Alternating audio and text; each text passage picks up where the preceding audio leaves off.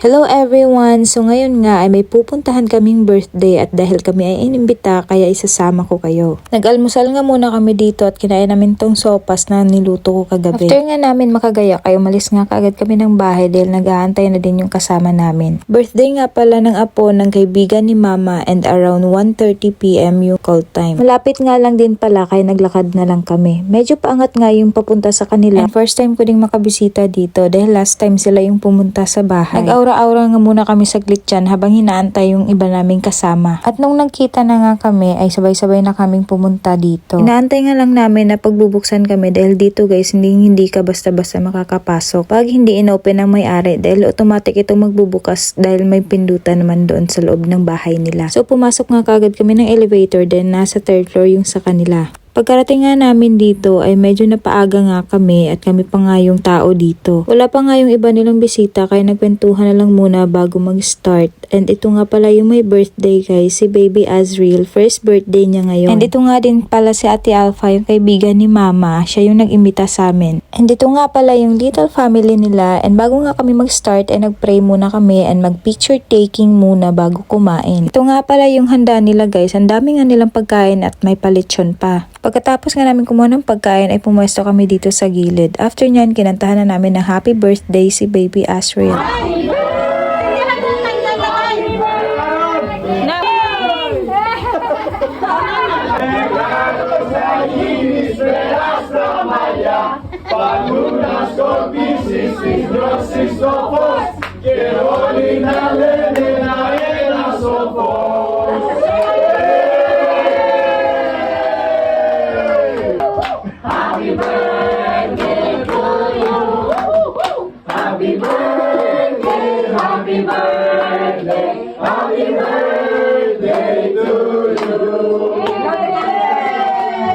Oh my God, what's the gender? 1, 2, 3, go! Ito eh, may concern sa bahay. Dahil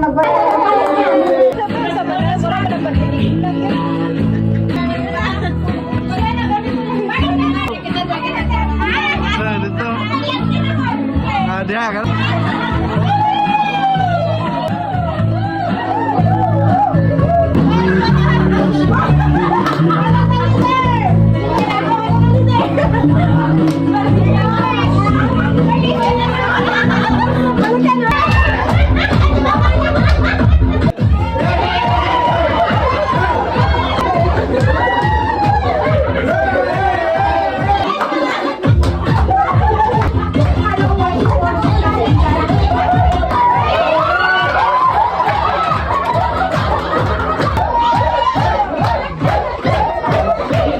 Sobrang saya nga ng selebrasyon at lahat nag-enjoy. At hindi na nga kami medyo nagtagal dito guys dahil may pupuntahan pa kami at nagpaalam na nga kami kala auntie. Nagkaayaan na naman sila bago daw umuwi magkape-kape daw muna. Uso nga yan dito dahil nga malamig at sinusulit nila yung holiday na walang trabaho. Dito nga kami pumunta sa Martini at nauna nga sila dahil bumalik pa kami ni mama dahil naiwan ko yung charger ko. Nagkwekwentuhan nga lang muna kami dito pampalipas oras. After nyan ay umalis nga kami dahil pupunta kami ng Region Arios dahil marami nga ding mga lights doon. Pagkasakay nga namin ng bus guys, sobrang traffic naman kaya natagalan kaming makarating dito. Isa nga din pala ito sa pasyalan dito tuwing Pasko dahil ang daming mga lights and magandang mag-take ng mga pictures. Nakikita nyo naman guys na ang daming tao ngayon dito at alam nyo ba, ayan, may mga pa-makeup pa silang nagaganap dahil para sa pictures nila. Doble ingat nga lang din sa mga gamit nyo dahil marami nga ding mandurukot dito. Ngayon nga ay pupuntahan din namin yung sinasabi nilang magagandang lights at nang maka-experience din doon.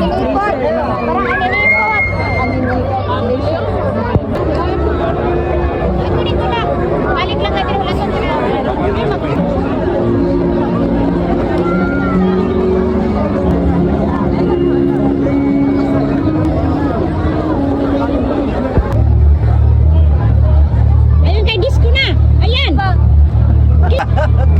Ano ba oh?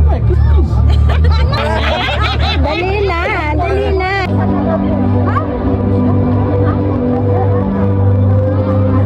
Sobrang Sobrang magical nga tingnan ng mga lights guys, and nag-enjoy nga kami mag-take ng mga pictures and videos. At sa mga oras nga na to ay pauwi na kami at naglalakad na kami papuntang exit. Sobrang lamig na nga din guys at umuusok na yung mga bunganga namin. Napagod nga din pala kami dito kakaikot at puro nga kami lakad. Pagkalabas nga namin ng exit at mali pa pala yung napuntahan namin. Kaya nagtanong pa kami kung saan yung papuntang station. At pagkarating ng bus ay sumakay nga kaagad kami at nang makauwi na. Medyo napagod nga kami ngayong araw kaya dito na lang muna guys. See you my next one. Bye!